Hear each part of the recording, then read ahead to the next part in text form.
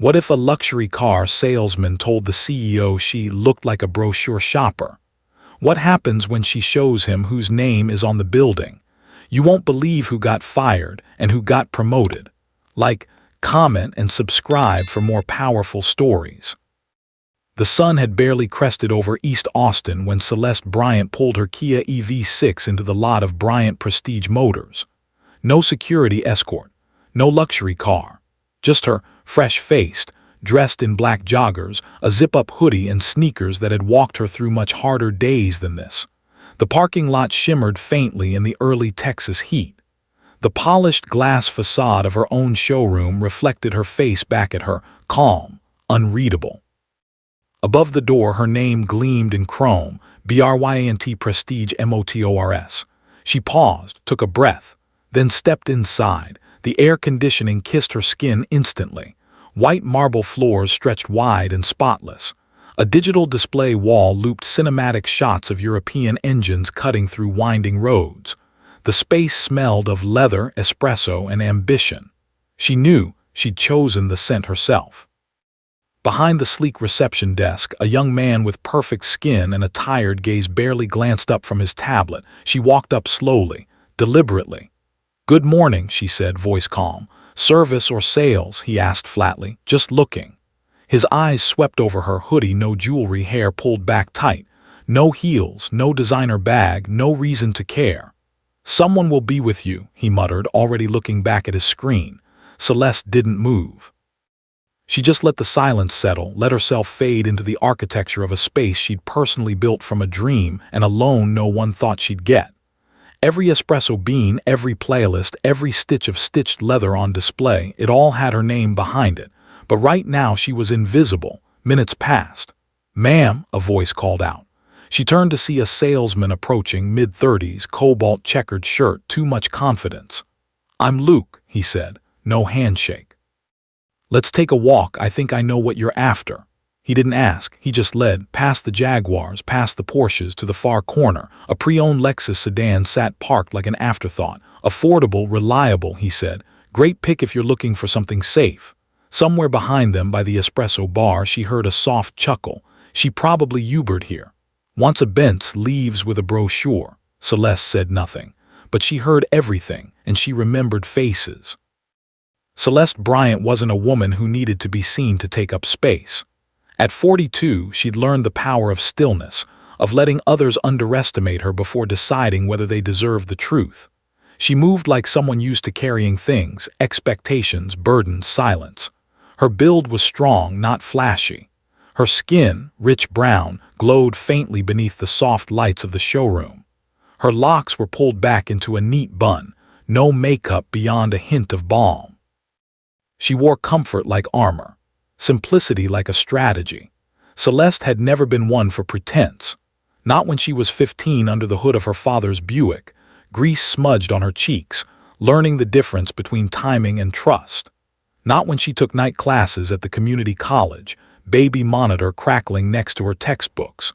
Not when she turned a one-bay garage into a 5-location service chain before launching Bryant Prestige Motors with the savings no one believed she had. Now she owned one of the most talked-about luxury dealerships in Central Texas. But this morning she hadn't come as CEO. She hadn't told the staff, hadn't worn the heels or the blazer or the gold pin with her initials. She came because something in her gut had twisted the past few weeks, client follow-ups delayed, service ratings dipping, a whisper from Maya, her youngest hire. "It's just. Sometimes they treat folks different depending on how they look." Celeste had learned long ago to trust a quiet voice over a loud one. So today she drove herself, wore old sneakers, walked through her own glass doors like a stranger, not to buy, not to test, but to listen. And what she was hearing already told her more than spreadsheets ever could. It had been 25 years, but the memory still clung to Celeste like oil under her fingernails. She was 17, standing under the blistering sun in a used car lot off East Riverside. Her father had driven her there after work, still in his mechanic's overalls, grease on his knuckles, tired eyes soft with pride.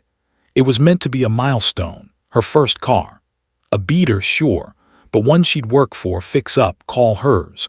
They hadn't even made it past the first row. A salesman, white, maybe mid-40s, with mirrored sunglasses and a grin that didn't reach his eyes, had clocked them walking up and said without pause, "Y'all lost. The service entrance is around back." Her father had politely said no, they were here to look. The man laughed. "Ain't much here in your price range, sweetie, but feel free to look, sweetie." That word. The way it curled around condescension and made her want to vanish into the concrete. Celeste had clenched her fists and looked to her father, expecting him to say something, yell maybe, but he just stood there still. Not humiliated, something worse, familiar. He put a hand on her shoulder and turned her gently away. In the truck, silence stretched between them until he said, "You feel that?" She nodded. "That's why you can't stop. One day," he said, voice low, steady, "you'll own a place like that, and when you do, you'll get to choose who sells and who doesn't." She'd never forgotten it. That single moment had become a seed, one that grew into late nights, textbooks, tools, and a refusal to build success that mirrored what broke her. Bryant Prestige wasn't just a business. It was her answer, and today she was about to question if she'd been asking loud enough. Luke had barely stopped walking when he gestured at the pre-owned Lexus like it was a prize. "Clean mileage, not too flashy, gets the job done," he said, leaning casually against the driver's side door. Celeste folded her arms. "You didn't ask what I was looking for." He chuckled, light and dismissive. "Don't need to, been doing this a while, I get a feel for people." He winked. "You want something dependable, sensible, maybe low monthly payments." Her eyes narrowed slightly. "And what exactly gave you that impression?" Luke shrugged. "No offense, just vibe, that's all." Celeste didn't reply. She let him bask in his assumption as she turned and slowly walked back through the showroom, past the floor models he hadn't even paused to mention. Jaguars gleaming under soft spotlights, a sleek Porsche coupe that still had the protective film on the badge. And then she saw her. A woman in her mid-50s, elegant in cream slacks and a silk blouse, stood near the VIP lounge flipping through Porsche color swatches. Alone, composed, but something in her posture, subtle, retreating, stopped Celeste cold. A different salesman stood near her, tall, pale, wearing a tight tie and tighter smile. "Just so you're aware," he said in a low voice, "we do require proof of funds before test drives in this section. Nothing personal, just policy." The woman blinked. "I wasn't asking to drive it. I was just, right, just letting you know a lot of people browse." Celeste stepped in. "Is that how we greet clients now?" Her voice sliced through the air, calm and exact. The salesman turned, surprised. "Sorry, do you need assistance?" "No," she said. "I need to understand why you're quoting policy to a potential buyer who hasn't asked for anything yet."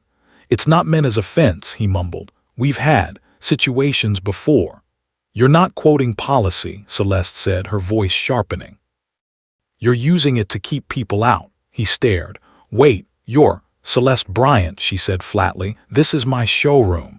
The woman next to her blinked, recognition dawning. "I didn't know," the salesman began. "That's the point," Celeste said. "You didn't think you needed to know." Then she turned to the woman and smiled gently. "If you'd still like to see the Mackin, I'd be honored to walk you through it." The woman hesitated, then nodded. "I'd like that." Celeste shot a glance at Luke, frozen mid-step, face pale. "You shouldn't need to know someone's name to treat them with respect," she said. And with that, she walked toward the Porsche display, side by side with the woman he'd already dismissed. The door to the staff break room was cracked open, just enough. Celeste didn't mean to eavesdrop. She simply followed the sound of careless laughter. Inside, two men and a woman sat crowded around a table cluttered with takeout bags and half-empty soda cans. A sports segment played low on the wall-mounted TV, but it wasn't what held their attention. "So what happened with that woman last week?" one of the men asked, mouth full. The woman, Denise, her name tag slightly askew, snorted. "Came in asking about the AMG coupe, nose in the air. I told her there was a 6-month wait list, and guess what she said? 'Can you make an exception?'" She leaned back in her chair, smirking. "I told her we don't make exceptions for dreams." They burst into laughter. "Some of them think it's Amazon," the other man added. "Like you just click and buy, no credit, no plan, just delusion." Denise shrugged. "If they don't look the part, they probably aren't the part. Simple." That was enough. Celeste stepped forward. The volume on the TV suddenly felt deafening. "So tell me," she said, voice even. "What does someone have to look like to buy a car here?" Three heads snapped around. "Ms. Bryant," Denise stammered. "No," Celeste cut in, calm but firm. "Say it. You felt safe saying all that before. Say it now." No one spoke. "You think it's harmless," she continued. "Just banter, but every word tells the next employee who deserves dignity and who doesn't." The silence was heavy, not guilty silence, exposed silence. "Finish your lunch," she said. "Then meet me in the conference room, all of you." And with that she turned and walked out, her footsteps crisp against the tile, echoing louder than their laughter ever had. The conference room filled slowly, unease thick in the air. Staff filed in: sales reps, admin, marketing, even a few from service, 25 in all. Some carried notepads, most just carried nerves. Celeste stood at the front. No podium, no presentation, just her in the same hoodie and sneakers she'd walked in with that morning. "I'll keep this brief," she began, her voice clear. "Some of you don't know who I am. That ends today." Murmurs rippled across the room. "I'm Celeste Bryant, founder and CEO of this dealership. And this morning I walked in through the same doors you all did, unannounced, no badge, no last name. I wanted to see what this place looks like when no one's performing." The silence that followed was taut. "I was ignored by the reception, steered to the cheapest car on the lot. I heard conversations that would have made my father walk out on the spot. I watched one of you quote a fake policy to a woman who hadn't even asked for a drive." Her gaze swept across the room. "I didn't come here to sell cars, I came here to listen. And what I heard wasn't just bias, it was comfortable, comfort with cruelty, comfort with assumptions." A chair creaked. Then a soft voice rose from the back. It was Maya, barely 24, in her second year on staff. "I've seen it happen," she said. "To customers, to me. I almost quit last fall, but I thought maybe I was imagining it. Today," she looked up, voice shaking slightly, "maybe I'm not the only one who sees it." Celeste nodded, emotion tightening her throat for the first time that day. "You're not imagining anything," she said, "and you're not going anywhere unless it's forward." She turned to the HR rep seated nearby. "Effective immediately, Maya Brooks is our new customer experience lead." Maya blinked. "Wait, what?" Celeste smiled. "You spoke when others stayed silent. That's leadership." A few heads turned toward Maya, not with resentment but curiosity. Something was shifting, a crack in the wall. Celeste looked back at the room. "This isn't about perfection, it's about the truth, and truth means facing what we've let slide." She paused, then added, "Starting today, we don't just sell luxury, we embody it. In how we speak, how we listen, how we show up." The fear in the room didn't vanish, but it was no longer the loudest thing there.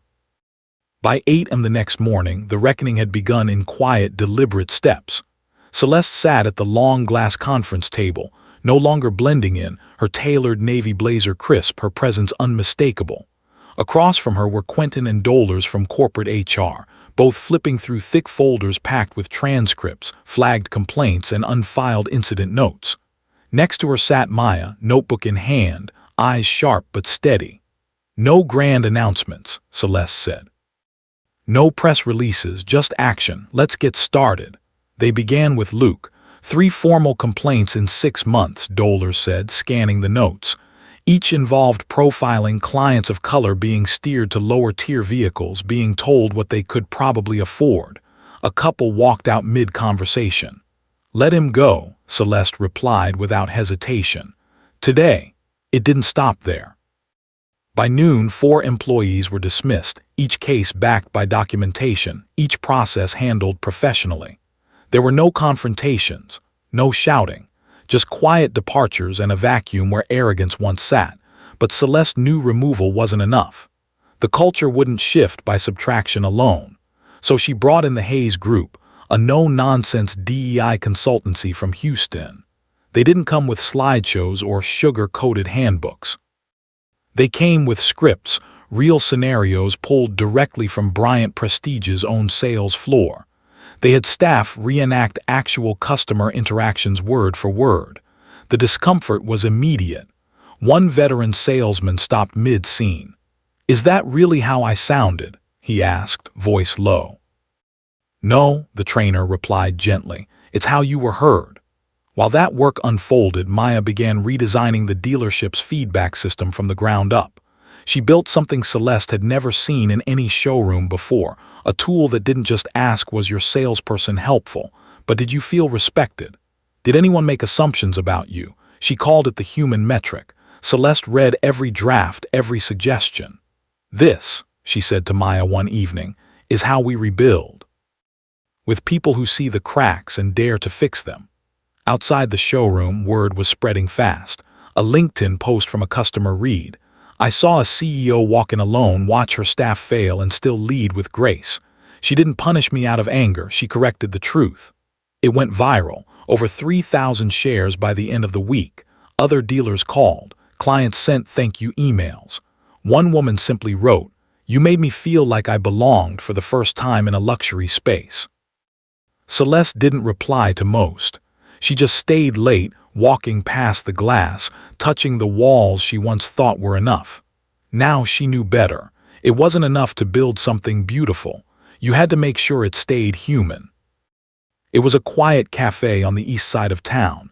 No logos, no marble, just chipped mugs and the smell of real coffee. Celeste sat across from Trey, the former salesman whose smile used to mask assumptions. Today he wasn't smiling. His hands were clasped, his posture uneasy, but his voice, when it came, was steady. I've had time to think, he said. I always thought I was being efficient, quick reads, quick closes, but I was sorting people based on what shoes, purses, skin, he exhaled.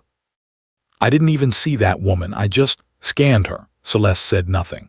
She wanted to see if the silence made him stop or reflect. He chose the second. I wrote something, he said, pulling an envelope from his coat pocket. It's for her, the woman I dismissed. I know I probably won't find her, but if anyone at the showroom knows who she was. He slid it across the table. Celeste picked it up, weighed it in her hand like it was heavier than it looked. I won't promise she'll get it, she said quietly. Trey nodded. I just needed to try. They sat there for a while, no handshake, no grand closure, just two people who had seen the same brokenness from different sides. That was enough.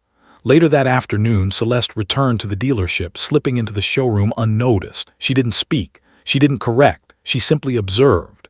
At the center of the floor stood Malik, one of the new hires, a former mechanic with a soft voice and honest eyes. He was speaking with a young couple, first-time buyers with nervous energy and 100 questions. He didn't rush them. He didn't assume. He leaned in, listened, asked back. Celeste watched from the glass railing above, arms folded. The rhythm of the showroom had changed. There was a stillness now, a presence. Less scanning, more hearing. Less vibe checking, more truth checking. She smiled, not out of pride but relief. Then, almost to herself, she whispered the words that had carried her from a used lot at 17 to this place of hard-earned reckoning. I didn't build this place just to sell cars. I built it to fix the way we see each other. And this time, she meant every word.